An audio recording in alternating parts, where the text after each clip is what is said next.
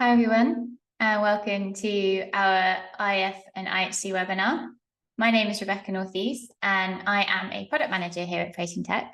I'll just wait one more minute so that everyone can join on, and then we'll get started. So today is the second day of our immunoassay applications week. Yesterday, I gave a webinar on antibody validation, and if you missed that, we'll be able to send you the recording if you're interested, and it will also be available online. So just looking at who's signing up now, I think we'll be able to get started very shortly. I hope everyone's having a really great week. So yeah, let's get started. So today we're going to be going through the techniques of immunofluorescence and immunohistochemistry. But first, I'm going to start with a very quick company introduction. So if you're not aware of who we are, Protein Tech is a leading life science reagent company, and we have products across 3 core product lines. So through our Protein Tech brand, we sell our antibodies and immunoassays. And so our antibodies we actually have against 13,000 human proteins, as well as over 400 ELISA kits and our IHC Easy kits. Through our Humankind brand, we sell our cytokines and growth factors, and these are recombinantly expressed in a HEC293 cell line, which is actually a human cell line. So that means that they have native post-translational modifications and glycosylation, which results in higher bioactivity. And then on our Chromatech side, we sell our nanobody-based reagents. So nanobodies, as the name suggests, are much smaller antibodies. And what they are really excellent for is immunoprecipitation of tagged proteins, as well as things like super resolution microscopy. As a company, we like to measure our scientific success by measuring our customers' success. And so we're incredibly thrilled that our products have been cited over 200,000 times worldwide. And we are now one of the top 10 cited antibody companies, and we are in fact the fastest growing company in terms of product citations, which we're incredibly proud of, as it shows our customers are trusting us by purchasing our reagents and then also publishing with them. As a company, we say we are a company that was founded by scientists for scientists, and all our antibodies are made in-house, and we actually have the largest in-house portfolio of antibodies for the human proteome. If you're wondering why we talk about that so much and why it's so important, you can go back and listen to the talk yesterday as we talk about the importance of antibody manufacture and antibody validation in-house as well. And then, so what am I going to talk to you about today? So today we're going to go through, really briefly go through the protocol for immunofluorescence in IHC. Then we're going to, more importantly, do a step-by-step protocol consideration, so figuring out where we can tweak each part of the protocol to best understand how to optimize our workflows and get the best results possible. Then we're going to talk about the reagents that are required for immunofluorescence and immunohistochemistry, and why, especially why antibodies are so important for this, and the different types of antibodies available to you that you can therefore get the best results. Now, next we're going to go into some detailed troubleshooting, and then we're going to do a Q&A. My colleague Frida is on the line. She is a product manager who has a lot of experience in IF and IHC like myself, and will be able to give you our best tips. And so moving on, first we're going to start with the immunofluorescence protocol. So what is the premise behind immunofluorescence multiplexing? Essentially what this is where you have antibodies that are labeled with different non-overlapping fluorophores. What this enables you to do is to look at the localization of different proteins by using fluorophores that emit different signals so that you can see them differentially and therefore look at their spatial profiling. So this is a really beautiful image here by one of our collaborators at the University of Pennsylvania. This is the mouse spinal cord, and you can see clearly here that we've used multiple antibodies tagging different proteins with different fluorophores. So the general immunofluorescence or IHC fluorescence staining protocol starts with a course fixation, followed by permeabilization, blocking, antibody incubation, or secondary antibody incubation if you need it, mounting, and then analysis.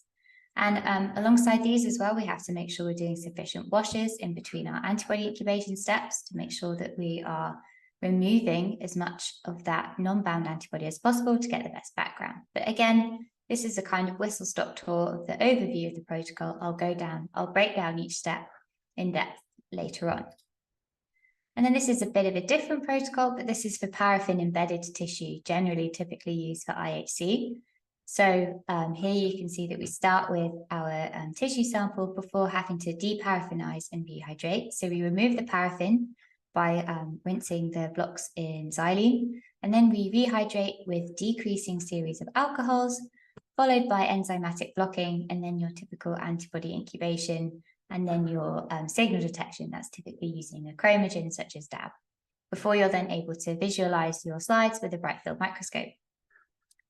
So, as I said, that was just a whistle-stop tour, but what are there's sort of two typical formats that people use in order to look at the signal. So typically there's fluorescence or there's chromogenic. So why would you want to use one over the other? So fluorescence is excellent if you're looking at multiplexing. So by multiplexing, we mean trying to image multiple proteins in the same tissue. And because of the way that fluorescence works, and you can really easily get non-overlapping fluorophores, fluorescence is really the best for this. You can multiplex chromogenic, but it's a bit harder, and it's also, you have less dynamic range in the chromogenic as well. Fluorescence is also best for target co-localization for the reasons I just said with multiplexing. And it has high dynamic range, meaning that you can see low abundant targets as well as high abundant targets in the same tissue.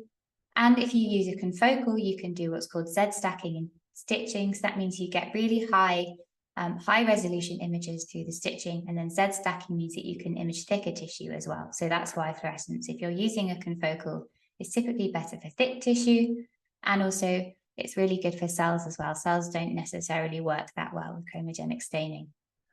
And then on the chromogenic side, if you're looking at a really low abundant target and that's all you care about, just that one target, then chromogenic is perfect for that. You have a much better signal amplification. You have signal that pretty much lasts forever. So the chromogen, the DAB, for example, you can keep those slides for 20, 30 years and you should still be able to see your physical result. It's also best for FFPE clinical tissue, purely because sometimes this tissue is quite old and can lead to autofluorescence. So that's why we often recommend using chromogenic FFPE in terms of when you have older tissue, because that leads to less autofluorescence, and it's also best for thinner tissue, which is typically again used when you're looking at FFPE tissue blocks. So that was a sort of quick introduction. Next, we're going to go through our protocol step by step and sort of talk about ways that we can tweak things in order to get the best results in your hands. So firstly, starting with protocol preparation. First, your sample preparation, sorry. Firstly, you want to understand your protein function and distribution. You can look at things like your protein expression and understand how that's affected by its cell health and confluency. So in this example on the left here, you can see cells that are mycoplasma positive have much weakened staining, much more disrupted staining in terms of their actin staining. So phalloidin is an actin stain. And then in terms of confluency, say you're trying to look at something like occludin, which is a tight junction marker. You want your cells to be really quite confluent in order to be able to see that marker. So you can see when they're not confluent enough, they're only 50%.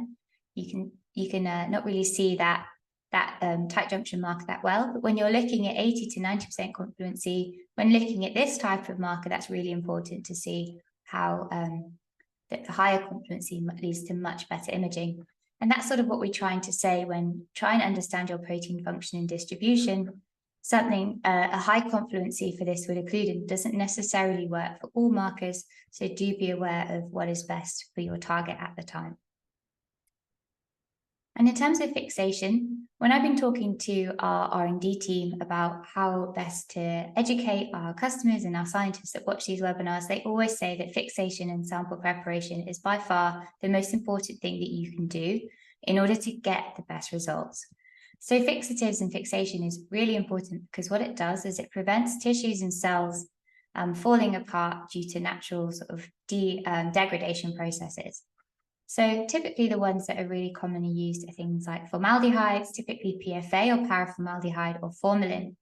And what these formaldehyde fixatives do is they work by acting as a cross-link fixative. So they cross-link proteins and form this insoluble meshwork that means they no longer degrade. And cross-linking is excellent because it conserves cellular morphology and is typically used for tissue. So FFPE stands for formaldehyde fixed paraffin embedded, or you can PFA fix and PFA perfuse animals as well when you're doing tissue collection, and that tends to lead to the best results.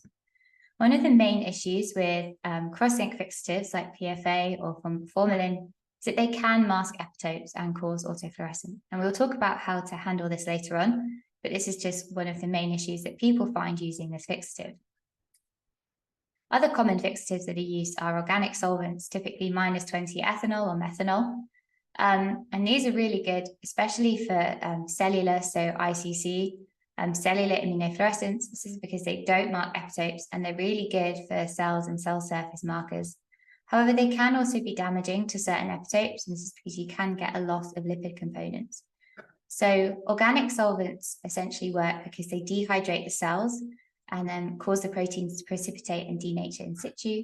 So that's why you get some of these better fixatives, but also some of the issues alongside that as well. So when you are trialing a new antibody and trialing a new sample, do think about playing around with different fixatives, different lengths of the fixation, and also different formats of your fixative. So here's some really nice examples from our scientists. So TOM20 is an intracellular protein that's only located on mitochondria. So you can see here with PFA fixation, really beautiful staining. But when we move to methanol, you're getting a lot more sort of blurry background. This isn't something you want to publish with or present to anyone. So this is just a nice example of switching the fixatives. And then on the flip side, something like E-cadherin, which is an extracellular tight junction marker, you can see that E-cadherin works much better. You get much more clear staining when using methanol than when using PFA. So this is just sort of an example of how changing your fixative can have really drastic effects on your results and lead to really beautiful images that you can see here. The next step in terms of our protocol adjustments is antigen retrieval. So when I was doing a lot of IHC, back when I was doing my PhDs and postdoc, our lab didn't typically use antigen retrieval, but now I know what I know. I think there have been so many cases where I would have got much, much better results if I'd performed antigen retrieval on the tissue. So antigen retrieval is important because what it does is it helps to relieve any protein cross-linking that has masked any of the potential epitopes. And it's typically used in tissue, especially in paraffin, FFPE tissue or PFA fixed tissue. So the most common one is called HIER, so that's heat-induced epitope retrieval. And what this does is it utilizes buffers such as tris-EDTA or citrate buffer. And what these do is they act on, they're sort of like calcium chelators, or they act on the crosslinks and they help to remove the protein crosslinks and therefore reveal any epitopes that were previously hidden. It's quite a gentle epitope retrieval, and it's done typically in a water bath or in a microwave. You would say heat it up for 10 minutes and then let the buffer cool for 10 minutes, and then you're pretty much ready to go. If that isn't necessarily working, then you can try a slightly harsher epitope retrieval. So this one is called proteolytic epitope retrieval. And this is good for more difficult epitope recovery. However, it can damage tissues, so do try the other methods first before you trial the protease one. Typically, you use a protease like protease K or trypsin, and you don't have to heat this up too high. It's done at sort of body temperature, and it has a slightly shorter incubation. So this is just an example of showing the different types of retrievals that you get for heat-induced by looking at different buffers. So when I was doing a lot of tech support, I started protein tech in tech support. And I remember I had a few customers that would come to me saying that some of their antibodies weren't working. And I said, have you tried antigen retrieval? And they said, yes, I've tried sodium citrate and I'm still not getting any signal. I was like, well, our internal team have tested both sodium citrate and tris-EDTA, and they've shown that tris-EDTA buffer has much better epitope retrieval than with sodium citrate. And so you can show them data like this, and I think it's relatively powerful at showing people how it's really important to not just stick to your one trusted protocol, to actually play around, try different reagents, different buffers, and see what you get. So yeah, I think this is a really powerful message showing that you can try switching up your antigen retrieval and get different results. And it goes the other way as well. Sometimes you get better results with sodium citrate over tris-EDTA. And then this is a different example whereby this protein here responds a lot better to the slightly harsher epitope retrieval technique of the protease K buffer. So you can see here, protease K reveals much better signal to noise, is revealing this epitope much better than with the high background that you're getting when you're just trying sodium citrate heat epitope retrieval. The next point in our protocol optimization and looking at the different steps is permeabilization. So permeabilization is an incredibly important part of a lot of IF and IHC protocols, because what it does is it allows antibodies to access intracellular targets, especially following cross-link fixation. So typically antibodies can't enter the cell membrane. So what we want to do is utilize strong non-ionic detergents such as Triton X. And what that does is it allows you to access intracellular and sort of intra-organelle staining. So say within the nucleus, within a mitochondria, as well as in the cytoplasm. One tip as well is that you can skip the permeabilization step if you have, say, used an organic fixative. So organic solvents like methanol, ethanol, they have already broken down the cell membrane. So you have no need to use a strong non-ionic detergent like Triton X. And also FFPE tissue does not require permeabilization, because the whole process of embedding your tissue into a paraffin block and then it goes through sort of that complex dehydration process, and then the same with the rehydration for staining, that essentially permeabilizes your tissue really well. So you don't need to add Triton X. So this is typically just used with PFA fixed tissue or cells. One important thing to think about permeabilization as well is that if you're looking at, say, thicker sections or organoids or spheroids, you really should think about increasing your permeabilization. So slightly increasing the concentration of your Triton X and increasing the time. This is something you should play around with, because sometimes leaving your tissue too long in the Triton X can cause it to degrade a little bit. I've definitely made that mistake myself in the lab. And then also one thing that I've learned since joining Protein Tech, and sort of I've been here 3-4 years now, I've learned so many tips.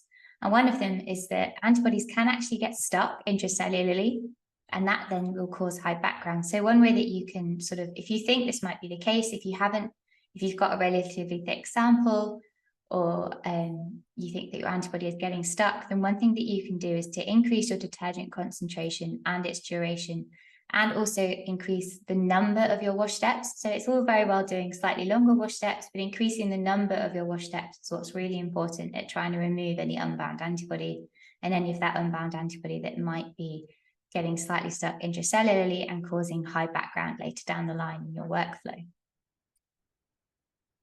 The next step for our protocol optimization is looking at blocking.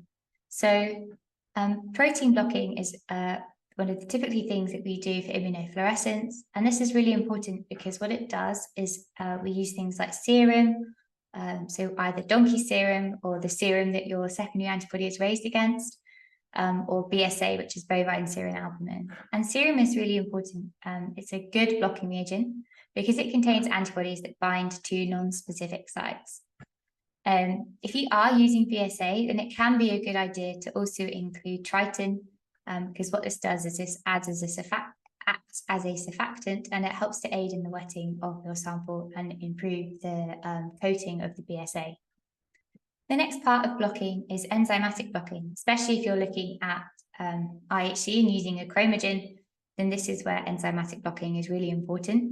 So what this does is this presents any high background or false positive signal.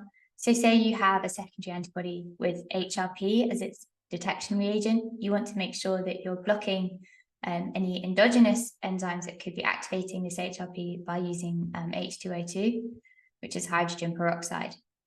If you're using AP, which is a slightly less common enzyme, alkali phosphorate, oh, sorry, I can't say that word today. You can block that with levomisol or with 1% acetic acid buffer, and that should prevent any endogenous enzymes causing higher background.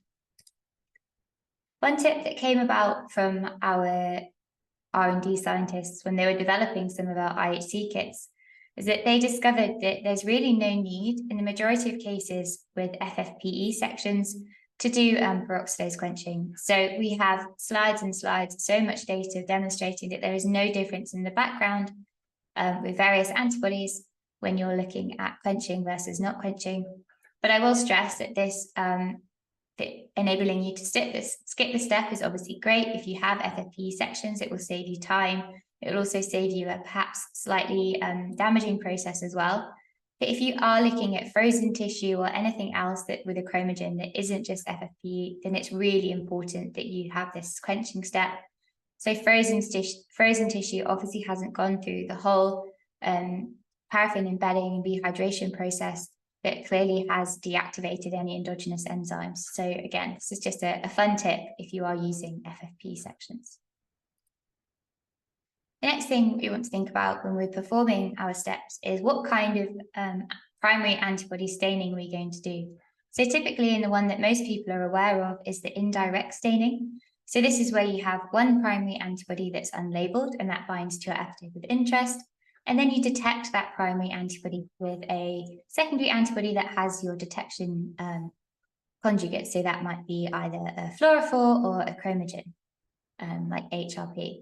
And this is, again, sort of something that most people use, but more and more popular now is the direct method. So direct is where you have your primary antibody pre-labeled with a fluorophore. And what that does is that then skips any of your secondary antibody steps, so it's saving you time. But also it's enabling you to have slightly better resolution because you're not having any off-target binding. One thing to note, though, is that if you do have a low abundant epitope, indirect staining is definitely much better because what can happen is you can get 4, 5, 6 secondary antibodies binding to that one primary, and that therefore has much higher signal amplification and will have better sensitivity for yourself. But why would you want to go direct? So as I said before, this is how you do it using a pre-conjugated antibody with a fluorophore or a chromogen or self-label. And it has quite a lot lower background, so you get slightly higher resolution images. This is because you don't have any off-target binding from your secondary antibody. And this off-target binding from a secondary antibody can be really problematic for some customers. And it used to be in myself. I did a neuroscience PhD on a lot of mouse tissue. And if I was using mouse monoclonals, sometimes I would get really high background from your mouse secondary antibody binding to endogenous receptors in your mouse tissue. However, that is not the case if you go direct because you are eliminating the need for a secondary antibody. So again, this is something to consider going to direct when you have mouse-on-mouse staining problems. Because you're omitting the secondary antibody, the protocol is much faster and simpler, and you can have really easy multiplexing because it enables you to use antibodies from the same species, again, because we're able to omit the secondary antibody. I've had a lot of customers after presenting these data with our primary conjugated and antibody labeling kits asking me how can they multiplex labeled and unlabeled primary antibodies. So that's sort of suggesting in this diagram, can I use a primary, unlabeled primary and secondary alongside my label conjugation? And the answer is yes, definitely. It works really, really well. There are just some things you have to be cognizant of. So if your primary antibodies are all different species, then that's fine. You can label all your primary antibodies together and then incubate a secondary as normal and image. However, if your primary antibodies, the labeled and the unlabeled, are of the same species, then first what you want to do is run your unlabeled and labeled secondary as normal and wash very, very well. So you want to remove any of that secondary antibody that might be binding to your other primary. So you want to remove that, wash really well, and then you can simply incubate with your labeled primary and then you're ready to go. So it's obviously a slightly longer protocol, but it still gives you the results that you need, the really beautiful labeling. So that's it for the protocol considerations. Next, we're going to look at the reagents available to you for immunofluorescence and for IHC. So as we're an antibody company, and because immunofluorescence and IHC is an immunoassay, choosing the right antibody is an incredibly important part of getting your best results. So one thing that I'm not sure people are always aware of is that not every antibody is suitable for every antibody application. So do make sure you check your supplier's validation data. For example, this is one of our antibodies that is only suitable for Western blot, and this is probably because it only recognizes a linear epitope. So as we know, when we run a Western blot, we denature the proteins by SDS page, so the protein becomes linear, and it might be that these Western blot only antibodies are only recognizing linear epitopes. Therefore, they are not suitable for IHC. whereas some antibodies are suitable for sort of all applications because they can recognize proteins in all of their conformational states. So that might be its native conformation, like you need for IHC and flow cytometry, and it also might be its Western blot. So that's just something to think about. And in terms of your primary antibody type, there are three main types of primary antibodies. So the first one, and the one that the majority of antibody users use, are the polyclonal antibodies. So the polyclonal antibodies are a mix of IgG. And what this means is that they are really better for low abundant targets because they have increased sensitivity. This is because they're more likely to react with different epitopes across your target protein. They're better for cross-linked fixatives. In case that cross-link has hidden the one epitope that's available, you've then got other epitopes that are able to be detected by a polyclonal. Better for cross-reacting with rare species that might have lower homology with the, for example, the human protein that was the immunogen for the antibody. And they're better for mutated proteins. Say you're looking at, I don't know, say in neurodegeneration, you've got a protein that's been truncated. You're more likely to react with that if you've got a polyclonal antibody recognizing multiple epitopes. Some of the disadvantages are that you do have high lot-to-lot variability and also high background due to the fact that, again, you might be recognizing off-target proteins because of that homology with the multiple epitopes. And then with monoclonal or recombinant, as the name suggests, you're only recognizing one epitope. So if you're interested, an epitope is 5 to 8 amino acids long. And these antibodies can only recognize one because of how they're made. So these are much better for high abundant targets, but they're also really good if you're struggling with high background with a polyclonal, then we really recommend switching to a monoclonal and a recombinant. Other things as well to think about is that they are much better for reproducibility, especially recombinant antibodies. They're excellent for long-term projects. There's going to be no change in the lot-to-lot consistency, and similar with monoclonal, there's almost no change lot-to-lot. So if you have a long-term project, then I definitely recommend trialing a monoclonal over a polyclonal to see if that works for you. And in terms of what Protein Tech can offer for you, especially with the direct kind of staining, we offer a lot of our really popular antibodies are now available directly conjugated to our Coralite dyes. So Coralite is essentially our version of the popular Alexaflor. They are equivalent in performance, so they're available in these 4 popular colors. They're also compatible with cyclic immunofluorescence protocols. And you can see here some of our collaborators, so Derek Sung at the University of Pennsylvania and Łukasz Krobok at the University of Bristol. They've produced some really, really beautiful images of these. So something I definitely recommend trying because you get these really excellent, easy, fast protocol with excellent high resolution and lower background. But one thing as well that we're really excited to present to you as a company, and that has been, I think it's been released for over a year now, so you guys might have heard of it, is our flexible antibody labeling kits. So what these are excellent for is that they're really flexible, as the name suggests, because they enable you to multiplex antibodies from the same species, but they're also compatible with any primary antibody. It doesn't have to be an antibody from Protein Tech, and it only takes 10 minutes to label. So previously, if you wanted to self-label or pre-conjugate an antibody yourself, it could take many hours in the lab. You'd have to use something as high as 100 micrograms of antibody, and you'd have to do buffer exchange so that it was PBS only. Our flexible antibody labeling kit works in any buffer, and you can label as little as 0.5 micrograms in just 10 minutes. We have them now against all these different rabbit and mouse specificities, as well as these 7 different fluorophores, and now also these enzyme conjugates, so biotin and HRP. This image here is really beautiful. This is using 3 mouse monoclonals, so you can see how easy it is to multiplex. As I said, the workflow is only 2 steps and takes just 10 minutes. So first you have your primary antibody, which you incubate with the flex linker and some flex buffer. Then you just simply add the flex venture to remove any of the unbound linker, and then your antibodies are ready to use, and you can get really beautiful staining. If you want to multiplex antibodies from the same species, then that's really easy. You just have your 3 different antibodies, or 4, as many as you want, fluorophore permitting, of course. And then you label them individually with your kits, as I outlined earlier, and then mix them together and add them to your slide, and you're ready to go. So you can see here, got multiplexing of 2 mouse monoclonals in this immunofluorescence image. And you can see it was really quick and also really beautiful imaging. And the beautiful thing about multi-flexible is that, again, as the name suggests, you're not limited to just using it with one antibody. You can use it with as many antibodies as that specificity allows.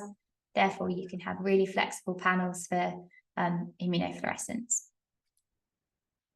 And then while we're still talking about kind of immunofluorescence and the reagents for it, the next really important point to think about is the fluorophores.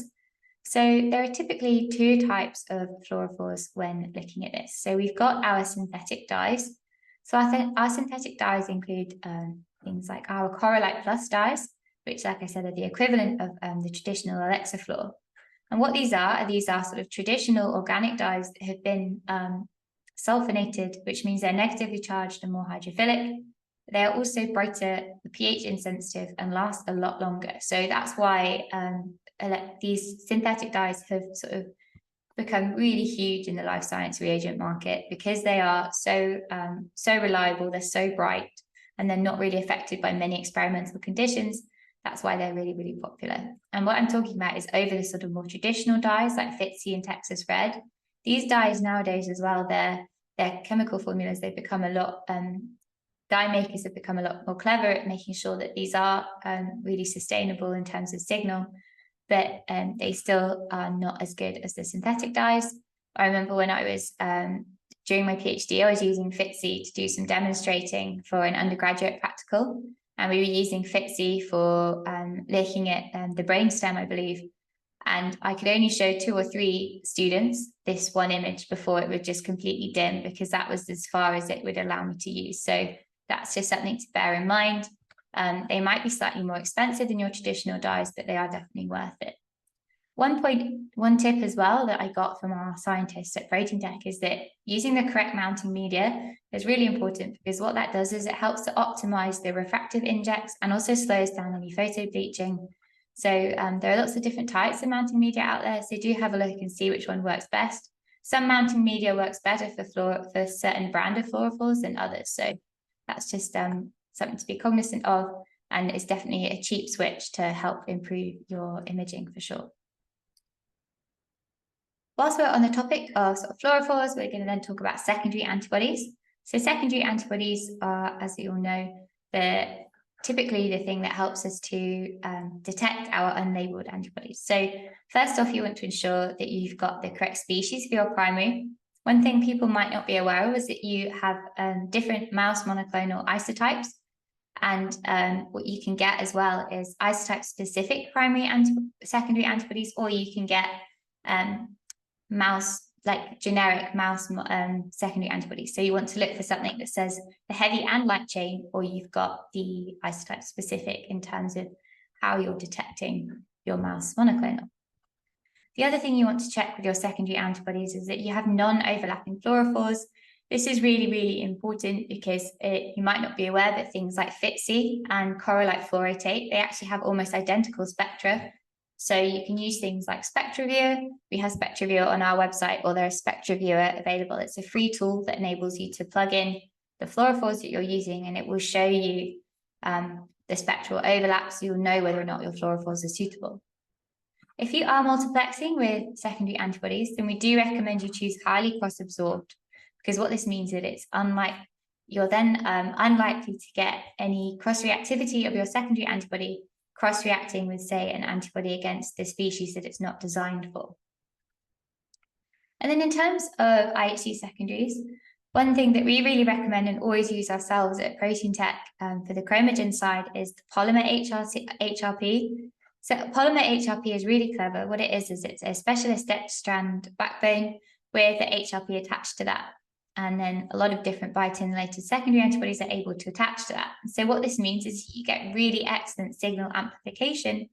And then compared to the sort of streptavidin type, traditional streptavidin dyes that you also used to get for HRP, these can, the problem with those is that they used to really badly aggregate and cause high background. Whereas the nice thing about polymer HRP is that you get less aggregation, but you still get that really excellent signal amplification. So like I said, it's something that we always use at Protein Tech, and it's something in our tech support team we always recommend to customers as well.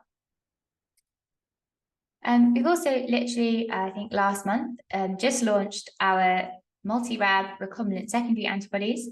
And so what these are is a multiclonal mixture of recombinantly engineered antibodies. So as I touched on before, recombinant antibodies are monoclonal in nature, but what we've done is we've chosen monoclonals which react to different parts of your primary antibody, so either your mouse or your rabbit, and that means that you've got sort of really high lot-to-lot specificity. We've got kind of engineered specificity as well because of the recombinant nature of them.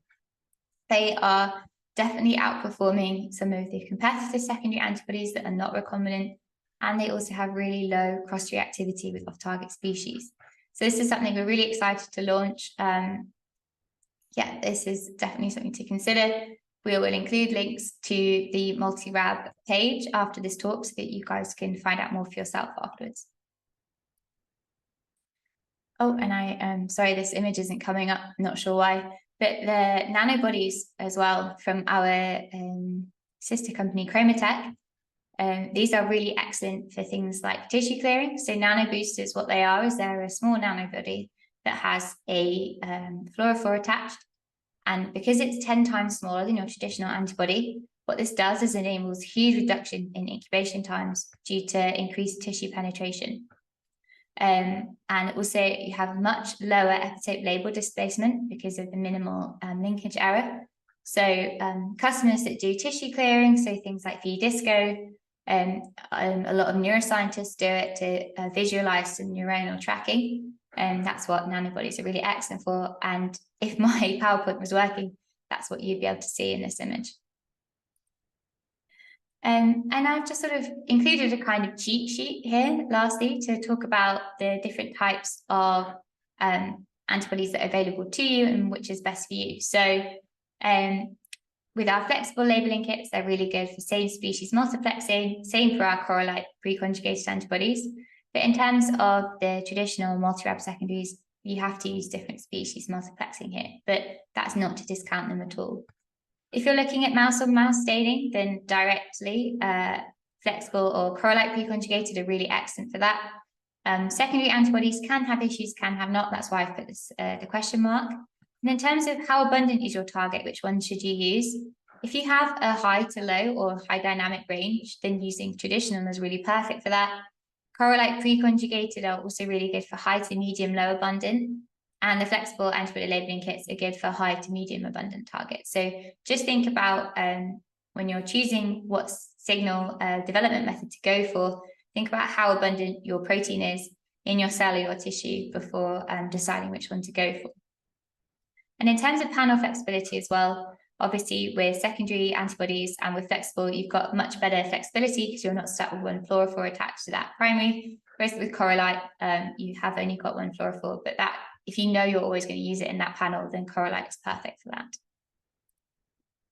So the last part of my talk is just going to go through some detailed troubleshooting.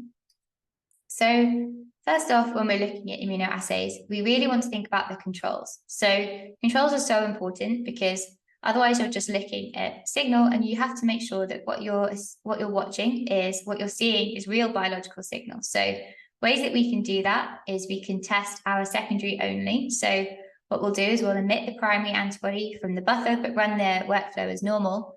And what this does is this will ensure that the signal detection, or the signal that we're viewing, is specific for the primary antibody binding and not just the secondary antibody binding. The next thing we can do is our endogenous control. And what this is when we will remove all primary and secondary antibodies. And this is especially important in immunofluorescence because it reveals any level of autofluorescence that might be occurring or any artifacts that might be looking like real biological signal. The next step are our antigen controls. So our antigen controls enable positive control. So that would be using cell or tissue that is known either by yourselves or in the literature to express the target protein. This confirms that your protocol is working and also will validate any negative results that you might be seeing. The next one is the negative controls. That might be like a CRISPR-Ko cell line or a mouse knockout of your target protein. By running your antibody with this, you'll show that the antibody is specific for the target. If you're short for time and you have a new antibody or a new tissue or cell type that you're trying out, then I really recommend you at least run your secondary only and your endogenous control, just to be sure and really cognizant that your antibody and your results are working well. So one thing I've had when I've done this talk many times, is I've had some customers coming up to me absolutely devastated because they have really high autofluorescence. When we were in SFN last year, we had a customer who really didn't know what to do. The autofluorescence was really high. So these are some tips that I can sort of give you to try and help with your autofluorescence. Sometimes there really isn't much you can do. But one thing to start with, and as I mentioned before, is to always include an endogenous staining control. This will sort of really reveal the background autofluorescence of your sample and will help you to determine exactly what you're working with and how much you need it to decrease by. One thing as well that's really interesting is that the majority of autofluorescence from various causes, such as paraformaldehyde fixation or heme in red blood cells, this all occurs in the green spectrum. So one thing you could try doing is switching to far red and red fluorophores to sort of try and minimize that as much of the autofluorescence as you can. So we've got our Correlite Plus and our Correlite 594 and 650. So these are really excellent fluorophores that you could try. We also have these in our flexible kits if you're interested in trying to minimize autofluorescence. And as I said before, it's fixation, so cross-links fixatives and red blood cell heme that causes a lot of the autofluorescence issues. So that's why fixing your samples to the minimum time and also perfusing your samples with PBS if you can will really help to reduce autofluorescence. One issue that can cause autofluorescence is age. So say you're looking at clinical samples that are really quite old, so old patient samples, or they've been in the paraformaldehyde or the formalin for a really long time, something that you have no control over. That can be a massive issue and cause high autofluorescence. So you can then try and use sort of general blocking reagents like Sudan Black B. And there's also other, from competitors of ours, they sell really excellent autofluorescence quenching kits. So do check them out. We know they work really well. So just something to think about if you are really struggling, like that customer was from the conference. So as well as autofluorescence, we can think about how to troubleshoot weak or no signal. So typically the causes of this might be something like the antibody has lost activity. So you could try a new lot or check its storage as well, make sure it's still working. It might be that you haven't fully adjusted your antibody concentration or your conditions. So try titrating your antibody concentrations, adjust incubation times, try things like increasing the permeabilization, especially if it's an intracellular target. If you think your protein of interest is not expressed, then do run a positive control. Like we said before, this confirms that the antibody in your protocol is working in your hands. If your protein has low expression, try single amplification, and also try epitope retrieval if you're using a cross-link fixative. Next step to try and troubleshoot is high background. So again, high background might be due to an incorrect antibody concentration use. So again, try doing a titration step and go through as many titrations as you need in order to find that excellent antibody concentration that allows you the best signal to noise ratio. If you think it's an issue of non-specific antibody binding, then do prolong your blocking step and also increase the concentration of your blocking solution. Poor sample washing is also a massive cause of high background. So I definitely recommend increasing the number of wash steps. Maybe say you're doing 3 5 minutes, you can increase to 5 minutes. What that does is you're just increasing the mechanical force with the PBS, removing any unbound antibody and potentially causing any high signal. And then the other one is if you think your slides are drying out, then try using a hydrophobic pat pen or a humid box to prevent that happening. Talk to people. There are lots of kind of really clever methods online. If you can't afford a proper humid box, there are lots of ways that you can make it yourself quite cheaply. I definitely recommend trying to improve on that, because slides drying out is honestly a very big cause of high background. And this is one problem that I used to face as well. I remember once watching all my brain slicers float down the drain. So I know that this can be a big issue for some customers. Sections dissociating or coming loose, this can be caused if you're not using charged slides. or if the slides you're using are out of date. I wasn't aware that slides could go out of date, but make sure that you're using relatively new boxes. Or if you can't afford to charge slides, then you can also make your own by coating them in gelatin. There are lots of excellent recipes out there online, or let us know and we can send you one of ours.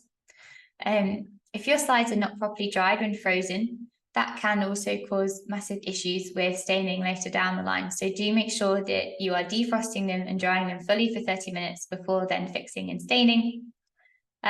Sometimes distilled water loosens your slides, so try using a PBS wash buffer. And also antigen retrieval, sometimes that can cause slide dissociation, so try different methods. So say you're using a water bath, try a microwave or vice versa. And then lastly, if you are doing IHC and you're having a problem, we have spent a lot of time and effort as a company developing our own IHC kits. So we have our IHC Easy kits, which contain everything you need, including the primary antibody. And these have been properly optimized in order to get perfect results first time. Or if you would like to have the flexibility of swapping out which primary antibody you have, then our Prep and Detect IHC kits contain everything you need, including our recommended antigen retrieval and all our wash and blocking buffers as well. If you're interested in what you've seen, then you can definitely check out our other videos online. We've got image analysis workshops, we've got controls for IHC and IF, as well as other antibody applications. And if you're not aware, this talk as well is part of our larger immunoassay week. So tomorrow, my colleague Afrida is giving her talk on immunoprecipitation. And then on Thursday, we also have a talk by our lovely Amy, who is giving a talk on Western blot. I've got to keep this up for a little bit, but if you are interested, you can apply for a free sample. You can scan the QR code here with your phone, or we will send everyone out a link at the end of this webinar so that people can apply for their free sample themselves as well. And I think with that, I think Afrida will come online, and I can see that there have been lots of questions. So yeah, there's some great questions. I've been reading through some of them. There's one that I think that would be a good one to start with. So Maria is asking, how would you adjust an IF protocol to visualize surface proteins and intercellular transmembrane proteins? Yeah, that's a really good question. And I think, unfortunately, there isn't a simple answer for that, but I think it depends on the intracellular protein and the extracellular protein that you're looking at. But I would definitely first start with the fixative, see which one works for you could try them individually. So you first want to look at your extracellular and your intracellular protein sequentially, and then see perhaps like PFA looks good for the intracellular, but bad for the extracellular, but methanol also looks good for the intracellular and for the extracellular. So then you therefore know that, okay, methanol is the way to go here, and kind of go down that way, try and figure out what types of protocols are best individually, and then hopefully they will merge together. Yeah, and kind of to add to that too is, sometimes you also kind of want to look at your buffer too, because in certain situations, detergent can be your friend, and in other situations, it can be really detrimental. So if you're looking at more of an extracellular protein, maybe you start off with less detergent and then kind of titrate and work from there and see, what detergent concentration is good for your buffer in order to see your protein of interest. But yeah, with a lot of these questions, it's like you wish that there was the perfect answer, but a lot of times it's not. It's a lot of trial and error. Definitely. So we have another question that says, how do you prevent tissues from getting detached from slides when you're boiling interest? That's a good question. I've never had that issue myself, but there are sort of maybe different ways that you could try. If you could try perhaps you choosing a special slide. So if you're not using charged slides or gelatin coating slides, then try that. You could try either using a microwave or a hot plate and switching between the two. I don't know, Frida, if you have any other suggestions. No, those would be my suggestions too. I did have a lot of issues with my experience with samples coming off my slides, which is like so disheartening because it takes so long to, get everything prepared and do all the sectioning and stuff like that. For me, the best was dipping my own slides in gelatin. So I know there's a lot of commercial slides available, but there's also a lot of great protocols out there on how to like dip your slides in gelatin. And so that's what worked for me Yeah, personally. I found gelatin better than the charge slides as well sometimes. Yeah, Yeah. yeah, It's all about trial and error, unfortunately. Because something that works for someone might not necessarily work for someone else. And the same for the different proteins that you're using. One fixation might not work for the other. So it's just about kind of trying to get that play off to find out what is sort of least detrimental to the other. yeah. So there's another question about antigen retrieval. So which antigen retrieval method should you try first if, you're seeing that your antibody stain isn't ideal? That's a really good question. So we find typically that Tris EDTA buffer at pH 9 works in the majority of cases. Sometimes sodium citrate buffer at pH 6 is better, but the one that we run hundreds of thousands of IHC over the years, and the time I'd say 8 times out of 10 we recommend Tris EDTA. And then if neither of those are working, then you can try the proteolytic retrieval method. And then if you're still not seeing anything, you then might want to consider, if you can, a different fixative. Again, that can be really hard, especially if you're in tissue. But I know some clinical samples, they are moving now towards using, I think, acetone as a fixative. So there are lots of different fixatives out there. Also look at the literature, see what your colleagues are doing in sort of similar experiments and similar tissue. How are they preparing their samples? As I said, like everything that I've sort of learned over the past few years at Protein Tech is that sample preparation is by far the most important thing that you can do. The kind of workflow down the line from there, you can do little tweaks, but you have to ensure that your sample is sort of prepared in the best way. So that's either isolating it really quickly and fixing it in sort of the correct fixative, a sufficient amount of fixative as well. And then the staining down there is obviously very important, but it's not as important as the kind of quality of your sample and the fixation steps of your sample.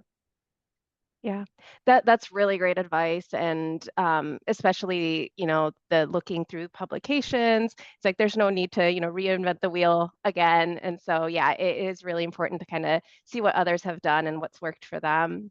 Yeah, and a customer just said actually that they had issues with tissue boiling of slides before, and that they found the microwave was too aggressive. So the water bath actually worked better for them. So thank you, Leonie. That's sort of a nice example of switching things around and actually finding that what works best in your hands.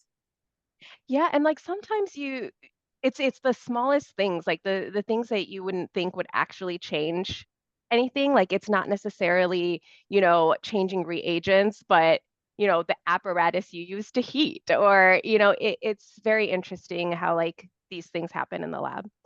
Yeah. Um, so we had a few questions asking about kind of how to minimize fading.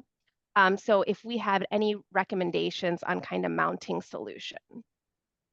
Yeah, so fading, again, the type of fluorophore that you use is really important. So we've recently switched from our Coralite to our Coralite Plus fluorophores. And the way that these are is that they, correct me if I'm wrong, Afreed, I think they're a bit more pegylated, or they've got a slightly different chemistry that means they are brighter and also less sensitive to fading. And the other point to note is that there's many different types of brands of mounting media out there.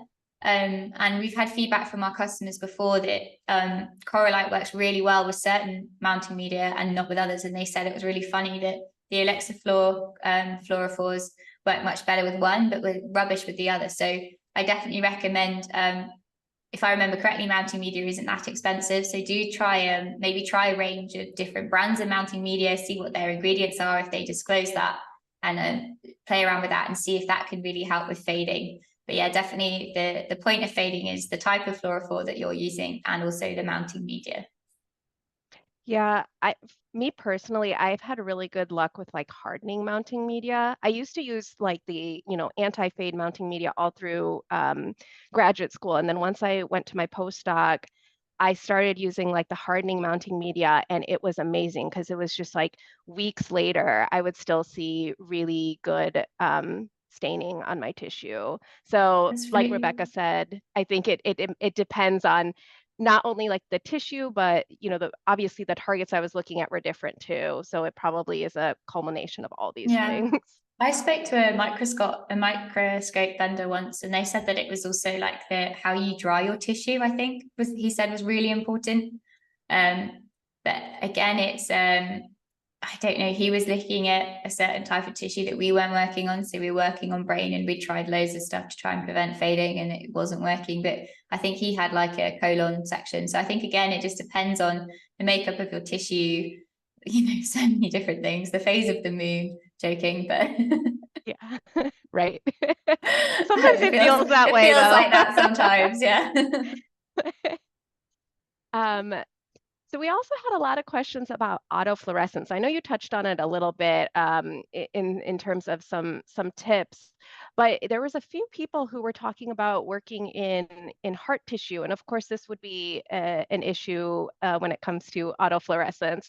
So do you have any other tips or recommendations on how to kind of manage autofluorescence in these types of tissues?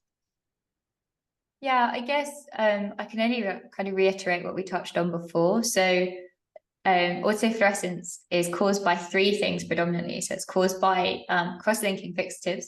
It's caused by red blood cell. The molecule heme is really strongly autofluorescent, and it's caused by something called lipofuscin, which is a molecule that accumulates, I think, in vesicles over age.